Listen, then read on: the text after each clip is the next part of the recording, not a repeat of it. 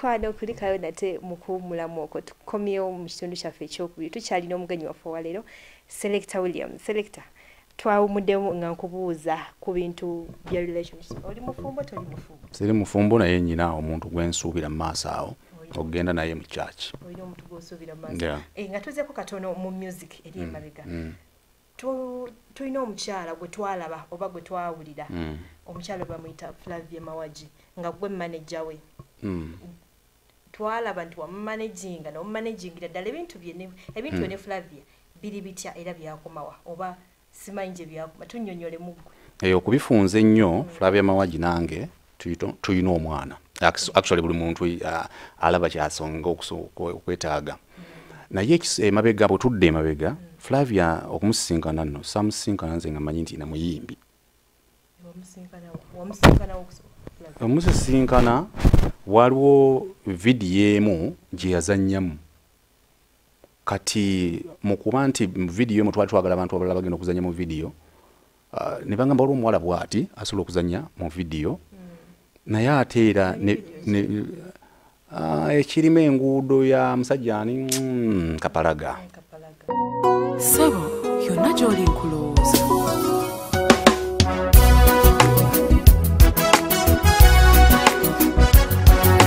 Ebide bikoona ky'omutima kikuwanja olindagamba ky'osula wano kyokosule gunyumya obubanzi nawe omutima guno gusagaja ekinuma tegwerabira wasibasubi mu bwenjono omutima mugumu zenatuuka namalayo napakinga kyemmanyi oli wala naye oli wano omutima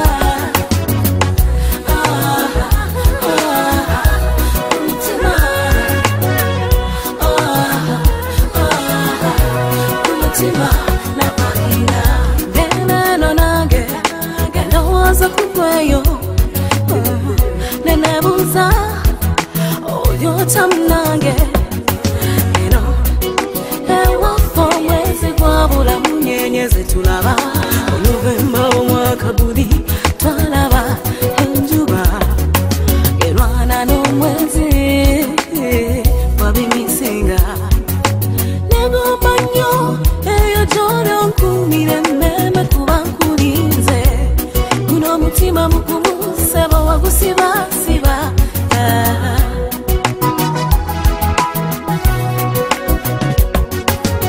zenatuuka namalayo napakinga kyemmanyi oli wala naye oli wano omutima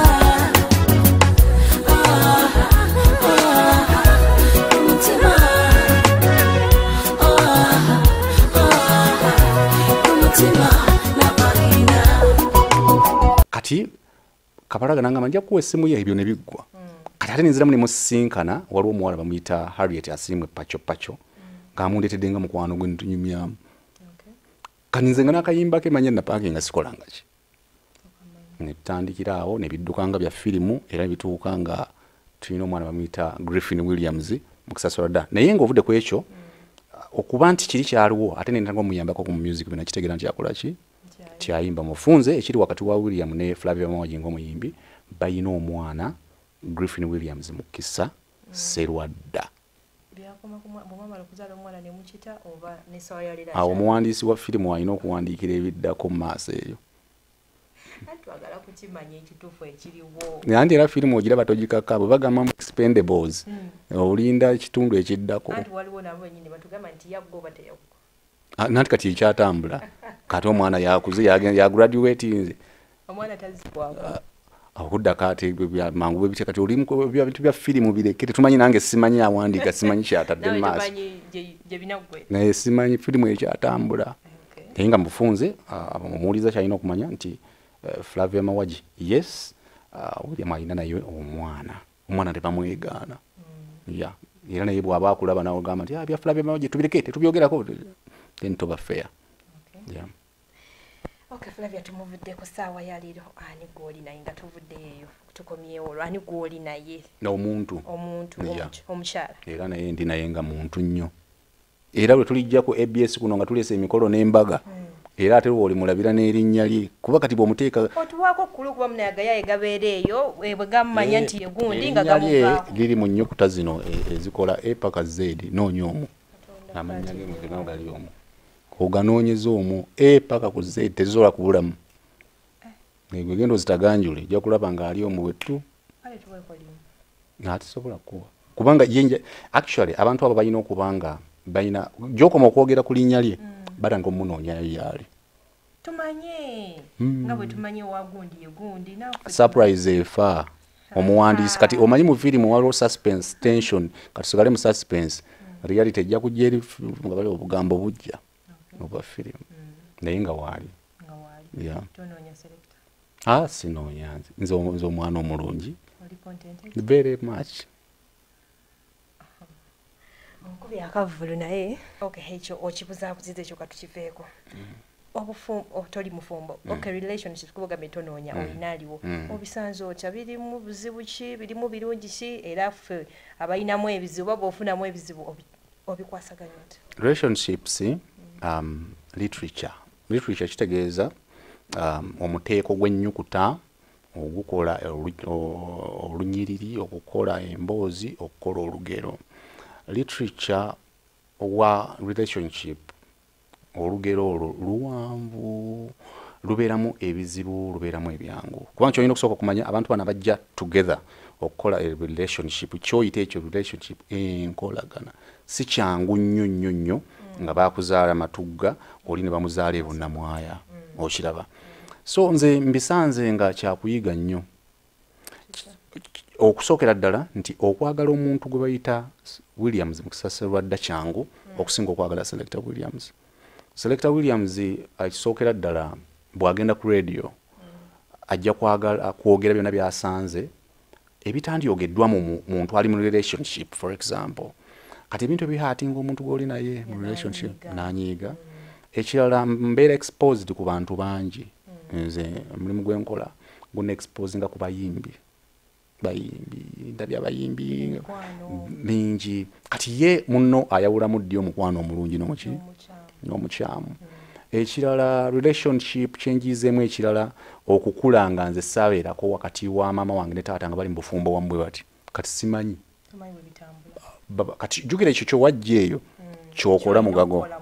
kati bw'otuuka eno ng'oba tewabirabako for example nze natandika okukoleza birthday yange mu 2016 kati saasira omwana wange nagimukuliza kubanga nkuze sigikola ki kati relationships zino zitambula bwezityo nziyigiddemu nti olina okusooka no appreciating omuntu oyo nga bw'ali n'okimanya fe abasajja ebiseera ebisinga tukola ensobi nga nnyingi naye zaffe tulina mira mwe tuzirabira kuziraba tulaba ez'abakyala oziraba mangu nnyo ekyokubiri abasajja tulina tendency n'abakyala oluusi ey'okuba nti bw'oba olina exposure ng'osobola okutuuka ku bakyala bangi tolina nnyo time gy'oteekayo kunyweza ono buli bwemu ndeka naawe okiraba ndeka naawe so ebyo byonna ogenda okula naye ebyo si byangu kuyiga bw'oba olina emyaka 22 obiyiga oyozeza emyaka 35 era buli muntu yina gwendaba nti omukwano gumbonyabonya nga alina emyaka 20 musaasira talina kyamanyi kubanga ebiseera ebyo ebirowoozo biba biri ku birala kiringa bakyala omukyala yenna agenda okutereera obulungi ng'alinayo omwana Kafeero yagamba mu kiba kyawe bw'oba kiba kyatomera dde ensozi wakati mu empagi wakati mu kanzunzu naye wano bw'azaala anazaalayo omwana n'azaala owokubiri wali n'abeera mu matigga banaga kati ewa kikonyogo wano kambeere wanaizulu kanfiira awo nnoonye gye banziika kuba omukyalo batokyana kuziika wamu nga kabamale ganziike ewa Zefaniya weewo so byemu ku byenjigiddemu mwana kunyuma guba gutandika sabe kufula tumanye okubo Katolo bw'amaliza abantu bangi mwe mutamanyi bangi mu industry eno bangi Katolo bw'amala kuba kati naku tumwesonyiwa bwesonyi tusobola okugenda n'omugamba anko katompayo emitwalo 5 n'ayomba n'akuwaayo 3 kyobola nti bonna ba Rebecca Jingo abaana bonna bolaba mu art tebasobola kuleka Katolo bw'amabere bubi era twakola nnyo mu kalulu ka Katolo Bwama era abantu bona tebamanya maanyi gavaawo ag'omusajja okuba nti so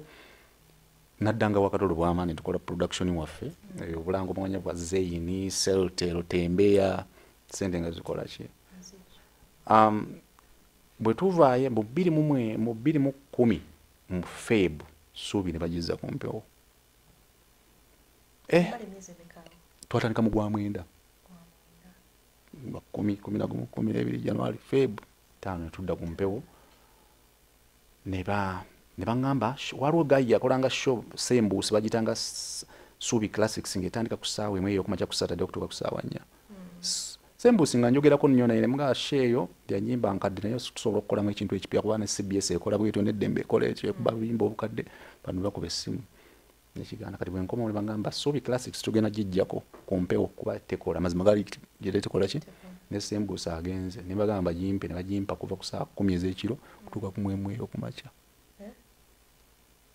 nga nze nkimanyi era I believe buli muntu client bw'ajja n'angamba mpa obudde buno ye prime muyambako ne mugamba nti wano wootayita prime nkuvumirewo owulira amatu amasimu ge banakkubira buli wantu wasobola okubeera prime kisinzira ku programa kisinzira ku presenter kibone twalinanga ebintu temanja ku machawe wabeera biki ogenda okulaba nga mu ttuntu waliwo prime kati ABS eyina manya kikyo olifa teweerabidde ekyo kintu research bwebeera real around that time oyo musajja ayinawo amaanyi mangi kyatandika nga kintu kya kyaki testimonies nakuwaayo bizibu byo kati eyo huku neekwata kikyolifa teweerabidde it is prime on ABS ekintu ekiri prime ku ABS tekibeera prime ku BBC obudde obwo buli muntu alina prime time we kati nendanga okwogera mu Suubi Classics nze nga maze okukibala nti mu Uganda tewaaliwo omuntu yali aprofilinga African artists era gwe nasooka profilinga ye Papa Wemba maama we yali akaaba ku bafu nga bamusasula n'awoolera Papa Wemba nga atembeeya nvandiirwa greens nenanga okukola research nga weebiri naye nga bapresenters be Uganda tebali used to ku bya internet tebaagala kukowana budde ebiseera internet ye Uganda yali eri oba ku 2G ngegenda mpola kati ng'ogenda okunoonyereza eddoboozi ya Papa Wemba ng'akyogera ate onoonya wa BBC akiddamu mu Luzungu amaloboozi ago gateeke ku radio yali process nnene naye nga lwennyina show ya Suubi Classics nsiiba nensula ku radio abaana abamu ennaku zino media abantu tebajagala nze Masembe emyaka gyonna tebankimako waka naye nga namala ebbanga nga nyinayo shares okumakya olunaku lumu yampambuleera nangamba emmotoka yo yiyo in case enkuba etonnye nenda nka Suubi Classics abantu ne bagamba Masembe oyo omuntu abeerako ekiro naye tetumanyi gye wamugye bo nga balowooza twaleese akakodya akaki bwe baatuzizzaako kumbe bo bakikolanga Nsuubi ne badropinga share Suubi Classics ne bayamaanyi naye nga yakiro abantu bonna nga bazuukukira kulinga nze mutwe gwange kyemmanyi kiri kimu ku bintu bye mbadde nsoma ku internet nti ejja kuba yamaanyi ne bagezaako n'okungamba ngikole ku ssaawa emu okutuuka ku 4 emisana ne bagamba nedda njagala wali abantu nga tebalina alternative tebalina kufuluma mu kugenda kukola nga bonna weebali era nze abantu nga bampuliriza abantu nga bastrugglinga n'emisana up to now abantu babeera awo nanga njagala kukola 7 ogw'emisana gy'ogende mu arcades TV zibeera on volumes off ojja kulaba abantu bali mu saloon babiraba yes naye bakimanyi nti TV bagiyita X naye they are not listening ekifaananyi kwekiri kati nze nga nkimanyi nti ku ssaawa 10 okutuuka ku ssaawa 12 ku makya abantu abasinga baba bakyaliwo era ekyansi gye nafuna nenfuna exposure okuwulirizibwa 2010 mu Gw'omukaaga waliwo omuwala yatukolera bamuyita Harriet Asimwe Pachoto ng'akola program bagitanga the chat show tuwaye the chat show yakolanga ssaawa emu okutuuka ku ssaawa 4 ez'ekiro nga muwanze mmanyi ekiina okubeera kuba Annie Sebunye ebiseera ebyo yalina kye yakolanga jams at 7 era omwana ng'ali reluctant music requests love stories n'ebirala n'agenda Masembe nampita nanteeka ku reception nangamba omanyi nze nga sikola Monday to Friday Saturday na Sunday gospel nangamba eyo show ngikuwadde tebiriiko byakuteesa banya nkwongeddemu ssente era ennaku zino olaba lwaki sinze sikya analiza abakozi basaba mirimu kubanga omwana nga tannalowooza ku kikyagenda kuderivaringa era abaana bonna baagala okuyiga media omuntu yena bwakuwanga this microphone muleke weeyiye omuntu yena bwakuwanga microphone eno alekeyo ebirala gwe weeyiye noonya omulimu omulala ogenda okukubezaawo kubanga microphone eno oba ne chance eyogera mwababeera ku microphone zino mutunda bakamiliyoni mutunda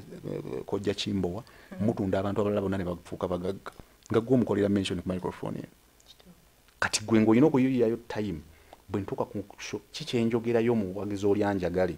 nga bwe njogera ne nongiya kojja kimbowa mukiraba kyobona nti bapresenta jana Airtel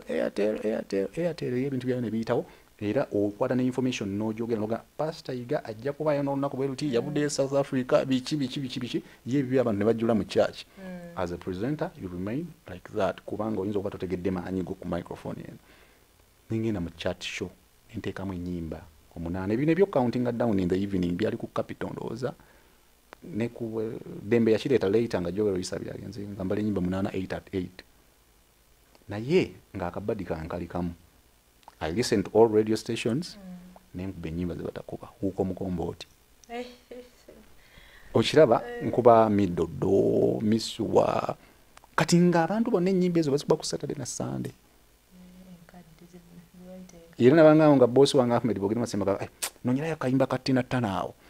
okiraba kuba mu programming twakubanga zino tulinde ziri ezenkadde ku weekend nga bw'olaba nti kati ffe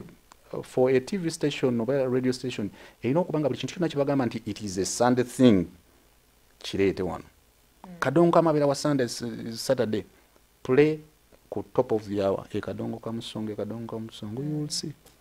byokulanga abantu batandika obagambe mu requesting eyo kadongo kamusongs ne bwana asaba basudde emirundi 5 awe ya 7 kuba basudde it is what they want kubanga gwe buli bolowooza nti oyagala programming okusinga bw'oyagala buli kyoyagala kyonna kikubbe mu mmotoka yo ne mu nnyumba yo buli luyimba lw'oyagala okwekubira lukuba olukoowe wano bakubire kiri 8 at 8 neefuuka nnungi neetwalibwa MTN first hour second hour Airtel kati awo kati awo nenfuuka ojjukira nze production manager walugabe mita Moses Keys yali azaawo nga selectinga ku music naye nga wa club yukira yenga wa high era ngamba selector nze ebintu byamwe sibitegeera kubanga tasobola kuselectingira bana abantu baffe mu Kiwunya mu Kimumbaasa Kifumbira Katanga Kiyaye oba selectingira music radio bwe yagenda nenfuuka music selector nga nonde ebiyimba gwe byolabanga ebitali mu magezi byolabanga ebitali mu magezi for example Capital ekikola nnyo kuba oluyimba kusaawa mu breakfast ne luddamu mu midday abantu ennyimba ze baagala era abantu abasoma high school mu 2000 wakati wa 1922 oluyanga Capital ngekupa nnyo Britney Spears Jennifer Lopez if you had my love born to make you happy kubanga abaana ba high school baali bakola ki kalimba naafuuka kalimba born to make you happy kati nze music selector kati mu 2011 programs director najja mu office yange nga nze ngenda na resigninga Masembe nampita ku restaurant e Mengo nanga gwe programs director okiraba kati bwoba walinda biri ebitabo nti manya tebali gye basomereza programs director era olina okusoma mass communication business administration human resources biki kati olwokuba nali ng'eyininze training yene ya hands on programs director nga mbikola naye the hard way kitegeeza tolina budde bwo go selecting music go station voice go kola biki byonna gwolina okubeera creative olwotandise okubeera manager challenge ya manager ogimanyi bakozi tosobola kusatisfying all bwona alimu okusatisfying all balina obukuukulu bakola ki nenjiga the hard way bwoba wakayiga obwa manager ng'obuyingiramu bwoti ojja ne egoyo kubanga obadde muntu wa bulijjo obusungu bwo naawe busparkinga mangu kati ibyo nengera nga mbiga ngenda ku internet neteekamu tips of 10 tips of a good radio manager abantu abo bategeere tegeera nti abantu bano bakola bati nengera nga nkola adjustments lubansubira okubogola nga sibogola ekyo nenkiyigiraawo nenkola ku ssuubi okuvaawo napaka mu bbiri nali nkimanyi nti ssuubi nze nja kutuuka ekiseera nveewo nga mmaze okufuna byonna bye neetaaga okubeera well equipped ne tutuuka mu 2014 nenva ate surprisingly abaana bonna bali batuusa ekiseera nga batya William yakola the best shows ye music selector ne beekuŋŋaanya ne balumba managing director ne bamugamba oyo bw'atavaawo ffe tuwedde era nze nali nasuubiza Masembe obutava ku radio ye kutuuka nga ngobye paka bwe yangambira nti amanyi abaana amanyi nevaawo radio zonna nezitega engalo jangu eno waliwo n'omwami omu yali wa radio emu twatuuka ne mu ofiisi ye ne musaba sente zanali njagala n'azimba nene neerowoozaamu nenzija nemaliza nga nkola ku Sapiensia buli muntu n'aseka n'agamba oyo agudde kumanyi gabadde alina ku ssuubi of all radio stations Sapiensia waliwo shondooze of course Sapiensia okugifuula y'amaanyi already yalina amaanyi naye nga yeetaaga kuddamu kukomyawo ng'olina kusooka kutegeera Sapiensia kyeki gikyusiza station voice gikyusiza music giteerewo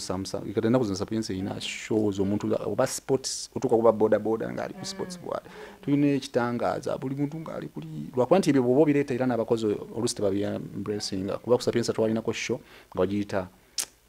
country something nga ya country ya luzungu kati nga njala kuteekawo sub music zone ngola analysis era abakozi bonna nga tebakikkiriza okutuukira ddala baawulira kiki entadde ku mpewo up to now. Mwami Selector, obadde mu media ebyokuyimba biki ddala kituufu relationships wakati w'aba celebrities oba abayimbi nkola ku radio oba nawe okola ku radio ndi muyimbi oli muyimbi ne tubeera nga tukola obufumbo awo obufumbo obwo buba ne future oba buba bufu ekisookera ddala kirwakuba nti bubeera mu musana kwe kusoomozebwa kubeera nabwo abantu beewasa ng'omu akola mu mutaasa n'omulala ng'akola mu mutaasa ne beekuba emiggo nakulabye oyogera n'oli atuusa kyaja naawe nakulabye oyogera na leeta screen guard okiraba naye ebyabwe tebibeera ku ki osanga tica ng'ali ne tica kati okusoomozebwa okubeera mu bino nti babeera mu musana kyensobola okuddamu busobola okubaawo busobola obutakola ki obutabaawo era ekisobola obugaana okubeerawo nti ensobi za munno booziraba nnyo mubeera mwena ku stage okiraba ayamukutte mu kiwato omulaba kuba mulimu gutya so nga ate bano abalala bakola emirimu egy'enjawulo beekwekako maadamu gye bamukwatidde mu kiwato mansta gundi gwa asuubula ennyaanya oba wagenze mu byennyaanya naawe gy'okwatira ku balala abalima so challenge ebeerawo naye nga emikisa weegire egy'okuba nti abantu aba basobola okukola ki okubaawo naye ng'ekyandibadde ekirungi kwe kwagala omuntu ategeera kyokola kyekirungi ekyandi kibaddemu nti omuyimbi bw'awasa omuyimbi waliwo byamanya ku munne naye oluusi ekikooya kubeera mu musana buli omu ate n'amalala abanamanyi n'oli bamulaba ekirala n'abakomenti nga abakomyawo bangi yakozebwa ati okubanga abawagizi boono batandika okubeera nga beevasingaekulinnya lyolina kati nga tumayiza wa Secretary Williams tuweeyo ku advice bakiyita batya mu Luganda tukireka ku advice kati nga abaana bato abali willing okuyingira mu media oba production nga kati nga gwabiruddemu kiki kyoyinza okutuwa nga guidelines tulina ttambula tutya okubeera nga naffe kitukako nga oli n'abali eyo okufuuka owakabi bw'ofuuka mu myezi 6 well and good mu art that is radio ebifaanana art mupiira kusamba kuyimba bw'ofuuka myezi 6 well and good naye buli muntu yena yandyewadde ekutandikirwako emyaka 5 okufuuka owakabi buli muntu kyalina okukimanya tosobola kufuuka sitamangu ebintu ebikulembera okubeera owakabi mu art passion persistence okubeera nti olemerako okwagala kyokola n'okuba nti olina ebintu ebikudrivinga weeraba wa vision ye eriruddawa okolerera ki mission ye eriki values zo ziri ki nti nze nga nkola ku ABS sikola kino kubanga waliwo ebijja ng'okola ku certain radio TV station oba mu company ne bakukubira akasimu ne bagamba jangu wano awo ofuna siringi 2 tukuwa siringi 3 sooka obalemu bwe nsigala wano nja kubeera consistent with my viewers listeners bwe ngenda with that plus 100 ngenda ku buildinga bupya ne chances nene nnyo ez'okuba nti tebajja kimaintaininga so sigamba muntu nti asigala afiire ku radio station yemu TV station yemu naye olina okuba nga biri ku drivinga ng'omukyala what do you want to be ng'omwami biki byoyagala okubeera biwe at least 5 years era abantu kyensinga obbasaba kyebalina okusabiranga ennyo Katonda abawe ng'okyalubirira egyo emyaka gyo gyonna egy'okubeera owakabi sabanga nnyo life Katonda bw'akuwa obulamu birala byonna lina kasita akuwa obulamu protection favor ebyo bwe bityo biri birala bijja kujja kubanza kati ayogera naawe struggle y'okuba nti nsobola okuba ffe twayagala nnyo okulabika ku TV nga tekirasoboka naawe naye okutandika omuntu okuwuliramu akanya nti Selector Williams ye good music analyst gwe tulina mu Uganda kiteekinze 12 years 12 years wabantu okugamba nti Mr. Kisemakula ajja kukubula gy'owulize mu luyimba lwe ate waliwo testimonials ezina okugoberera oluusi wowulirira nti osobola nti bw'obaako omuntu gwokuwa ekigambo nga Rema Namakula n'olaba olwaliro nga Rema is a star Chris Evans David Lutalo kati testimonials ezo zikubackinga up